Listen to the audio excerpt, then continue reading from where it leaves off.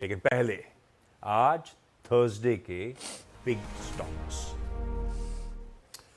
Stocks की कड़ी में आज क्या क्या? आज ना बिग स्टॉक्स में मैंने इतने स्टॉक रखे हैं कि आपकी और वीरू के अलावा मेरी भी टीम बन जाए और उल्टा 12th मैन, 13th मैन और 14th मैन भी आ जाए। बाप रे, हाँ। खैर आज मैं सेक्टोरल व्यू ले रहा हूँ। मैं जब से वो महाराष्ट्र के इलेक्शन आए हैं मैंने 2-3 सेक्टर्स पर पॉजिटिव व्यू रखा है। उनमें सबसे ऊपर रहा है डिफेंस। लगातार बात हुई है 3 स्टॉक्स की, BEL, HAL और BDL, भारत डायनामिक्स। ये आप देखिए इस चीज़ को समझिए, इस इलेक्शन आउटकम के वर्डिक्ट का ये पूरा का पूरा ये चार्ट बता रहे हैं आपको। मुझे मतलब मेरी ज़रूरत भी नहीं है, आपको ये चार्ट बता रहे हैं। जिस तरीके से खुल रहे हैं, जिस तरीके से एंड हो रहे हैं, स्क्रीन पर तेज़ी हो रही है। जितने ये स्टॉक करेक्ट हुए थे, ब्रूटली करेक्ट हुए थे, अब उसके बाद वो पूरे के पूरे BEL तो खास तौर से निफ्टी का स्टॉक है वैसे ही, और आई थिंक 280 था उस दिन जब हमने बात की। 280 की कॉल 2 रुपये पे थी उस दिन आशीष, जो आज 22 रुपये हो गई है। 22 में ज़्यादा हो गई, 30 रुपये करीब हो गई होगी। तो सारे के सारे स्टॉक्स जो हैं ये डिफेंस वाले, क्यों? क्योंकि वापस केपेक्स, वापस वही ऑर्डर। वो याद होगा आपको उस दिन एक रेलवे का कवच का ऑर्डर आया था, सारे रेलवे स्टॉक्स भाग गए।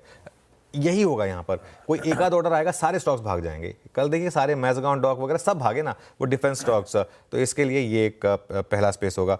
दूसरी स्पेस जिस पर मैं पॉजिटिव व्यू लेकर चल रहा हूँ वो है अर्बन कंजम्पशन वाले स्टॉक्स। चाहे आप डाबर हो, चाहे आप मैरिको हो, चाहे आप M&M फाइनेंस हो, ये सारे के सारे स्टॉक्स, ये इन पर मेरा पॉजिटिव व्यू है। अगेन ये भी आपको स्क्रीन पर 3 दिन से तेज़ी दिखा रहे हैं। लोअर लेवल से बाइंग आ रही। गावस्कर तो 2 दिन से पीछे पड़े इन स्टॉक्स के, लगातार छोड़ ही नहीं रहे इनमें से कोई भी स्टॉक। आज भी मुझे लग रहा है कि वो इन्हीं में से कोई स्टॉक निकाल लेंगे और बाकी पैनल को प्रीएम्प्ट कर देंगे। तो वो एक और मॉनसून भी अच्छे आने की एक्सपेक्टेशन है, रूरल फोकस है, तो ये एक और सेक्टर हो जाएगा जिस पर मेरा फोकस रहेगा। और उसके अलावा मैं ले रहा हूँ ऑयल मार्केटिंग कंपनीज, इन पर नज़र रखिए। क्रूड गिर रहा है, HPCL, BPCL, IOC, election out of the way है, यहाँ पर मुझे लग रहा है कि अच्छी खासी तेज़ी हो सकती है। ये एक और सेक्टर होगा जिस पर आप फोकस कर सकते हैं। और एक और सेक्टर जिसमें मैं ऐड कर रहा हूँ वो है कैपिटल गुड्स। सीमेंस के नंबर्स देखे थे आपने, कल प्राइस देखा था आपने। L&T, BHEL, ABB, सीमेंस, ये सारे के सारे स्टॉक्स। अच्छा एक बात बताऊँ मैं आपको, यहाँ से अगर एक स्टॉक लीडरशिप लेगा निफ्टी के लिए, ले सकता है, लेगा नहीं, ले सकता है निफ्टी को ऑल टाइम हाई पे ले जाने के लिए, apart from HDFC bank, banking की तो बात कर ली, वो है लार्सन एंड ट्यूब्रो।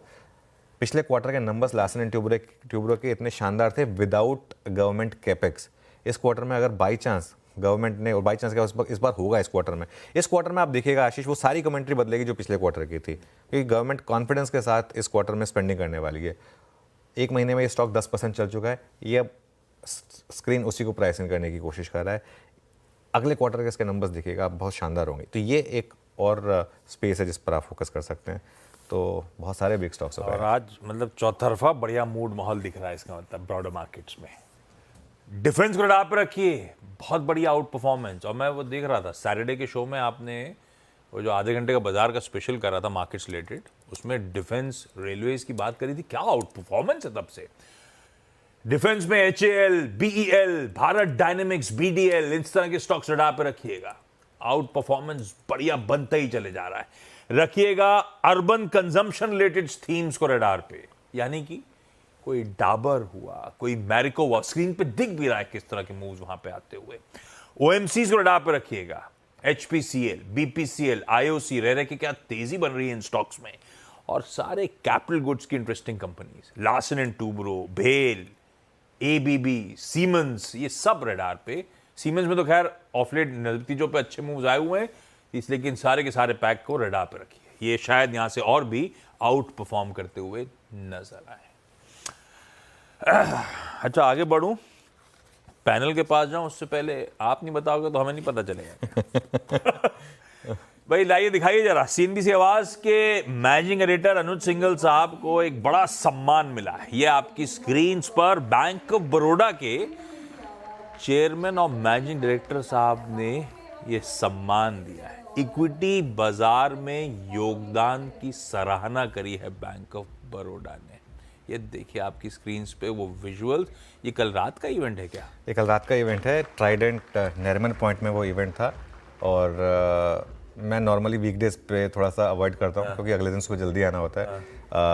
घर पहुँचते पहुँचते मुझे रात को कल 11 बज गए थे, लेकिन 2 कारणों से मैंने यहाँ जाने की को एक्सेप्ट किया। एक तो लोगों से मिलना मुझे अच्छा लगता है, और दूसरा ये इवेंट बैंक ऑफ बड़ौदा का था। बैंक ऑफ बड़ौदा के साथ मेरा नाता तब से जब से मैं पैदा भी नहीं हुआ था, क्योंकि मेरे लेट फादर वो बैंक ऑफ बड़ौदा से थे।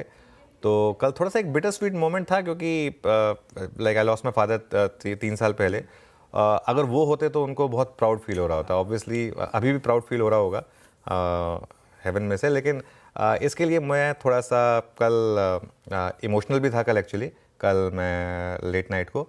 लेकिन ये अवार्ड मुझे पाके, फेलिसिटेशन पाके ना मुझे कल बहुत अच्छा लगा। और बैंक ऑफ बड़ौदा के, जैसा आपने बोला, MD एंड CEO साहब, उन्होंने मुझे खुद ये अवार्ड दिया, तो इसके लिए ये मुझे बहुत अच्छा लगा। और मैंने यही बोला वहाँ भी कि हम अपनी तरफ से पूरी कोशिश करते रहेंगे कि एक, भले ही हम इक्विटी मार्केट को रिप्रेजेंट करते हैं, लेकिन मैंने वहाँ पे ये बात भी की कि आपको सिर्फ इक्विटी मार्केट में ही नहीं रहना है, एक एसेट एलोकेशन होना चाहिए, गोल्ड भी होना चाहिए, रियल एस्टेट भी होना चाहिए, कुछ हद तक डिपॉजिट्स भी होने चाहिए। अगर आपको एक पर्टिकुलर 10 साल का व्यू नहीं है अगर आपका, लेकिन 3-3, 4-4 साल के अगर व्यूज़ हैं उस हिसाब से, तो वो भी होना चाहिए। लेकिन ये मेरा एक कल यहाँ पर एक इवेंट हुआ, तो इसके लिए मैं काफ़ी, और thanks to Bank of Baroda for inviting me. बहुत ही बढ़िया, हार्टिएस्ट कॉन्ग्रेचुलेशंस आपको। और क्या बढ़िया, सही में।